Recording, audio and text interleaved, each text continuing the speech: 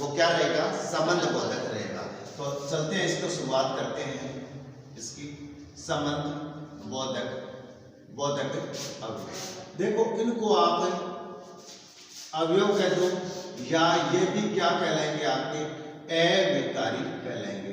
तो जो अविकारी कितने थे आपके, 4 थे, और 4 में से संबंध बोधक कितने नंबर पर आता है, हमेशा 3 नंबर पर आता है, क्योंकि अविकारी 4 है, इसमें नंबर बोधक क्या आएगा, क्रिया विशेषण आएगा, नंबर 2 क्या आएगा, समुच्चय बोधक आएगा, और नंबर 3 क्या आएगा, संबंध बोधक आएगा। देखो संबंध बोधक क्या होता है, संबंध का मतलब होता है रिश्ता, और अपने दोस्त जो संज्ञा होती है इसका। देखो इसमें परिभाषा होती है वे शब्द जो संज्ञा एवं सर्वनाम के बाद आते हैं।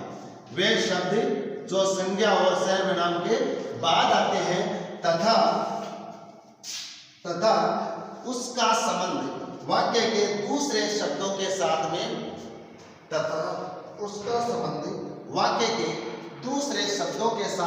बताते हैं तथा उसका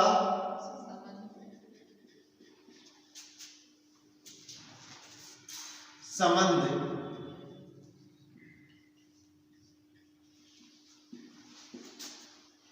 वाक्य के दूसरे शब्दों के साथ बताते हैं। ठीक है, तो ये हो गया एकदम सिंपल है। अब मान लो एक एग्जांपल ले, मोहन का घर मंदिर के सामने है। अब मान लो यहां पर मैंने लिखा है सामने। ये जो सामने शब्द है, मोहन का घर मंदिर के सामने, मंदिर, घर और मोहन संज्ञा के बाद में आया है। ठीक है ना। ऐसे ही मैंने कहा संजू बोर्ड की ओर देख रही है। संजू किसकी ओर देख रही है, बोर्ड की। सच्ची बात है। यहां पर की ओर लिखा है, संजू संज्ञा है, बोर्ड संज्ञा, इसके बाद में आया ना, और इसका संबंध क्या हुआ कि इस की ओर से संजू और बोर्ड का संबंध बन गया, सामने से मंदिर और घर का संबंध बन गया। ठीक है ना। तो ऐसे अगर मैंने कहा मोर छत पर है, ये जो पर है, ये पर मोर और छत पर है, ये पर जो आया है मोर और छत का संबंध बता रहा है। ठीक है। आप कह रहे हो बालक चांद की ओर देख रहा है। ठीक है। अगर मैंने कहा उसका घर नदी के नजदीक है, उसका घर किसके नजदीक है, नदी के, तो उसका घर नदी के बाद में आकर के इनका संबंध बना दिया नजदीक से। अब आपके सामने मैं सिंपल रूप में इतना ही कहूंगा कि आप जो यहाँ पर बैठे ना, देखो के ऊपर के या की तरफ की और के नीचे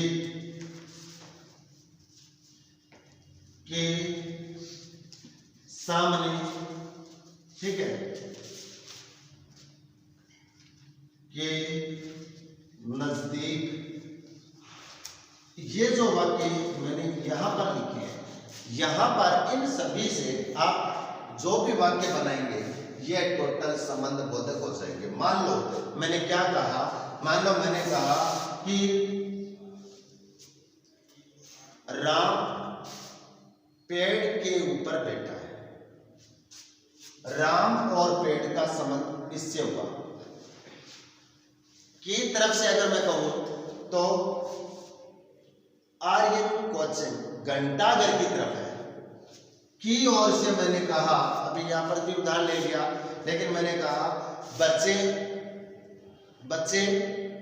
मदारी की तरफ देख रहे हैं या मदारी की ओर देख रहे हैं। सांप पेड़ के नीचे है, सांप पेड़ के नीचे है। मित्तल कॉलेज के सामने कैफे खुला है, के सामने, और उसका घर सूर्य मंदिर के नजदीक है। तो यहां मैंने उनसे आपके सामने उदाहरण दिए, यही शब्द है। अब एग्जाम में जब इनसे पूछा जाएगा ना, तब आपके सामने कैसे प्रश्न आएंगे, सिर्फ इतना ही आएगा कि बालक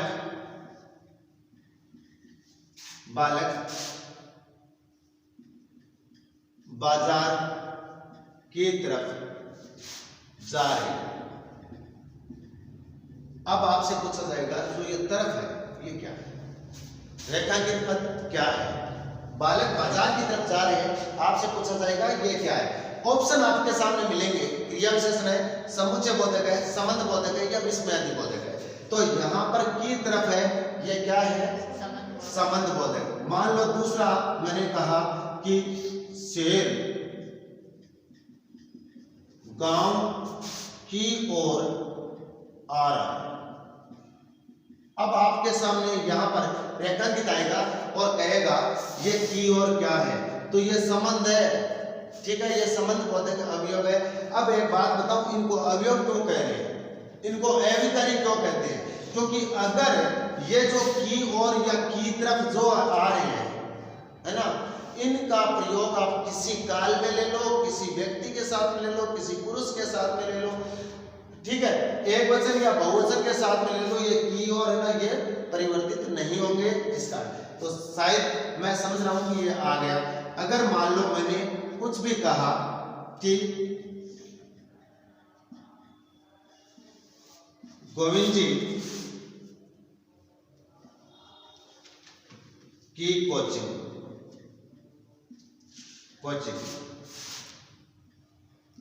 घंटाघर के पास है।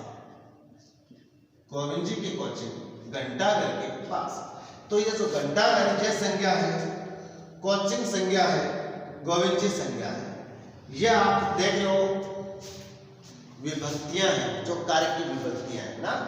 कार्य की किसकी विभक्ति है, कौन से कार्य की विभक्ति है? का, के, की, रा, रे, धी, संबंध। हाँ, तो के पास यहाँ पर क्या आया, अवयव आया संबंधवाचक। मैं समझ रहा हूं टोटल ये समझ में आ गया होगा। तो ये था आज के लिए इतना, ये टॉपिक कंप्लीट। आपका धन्यवाद।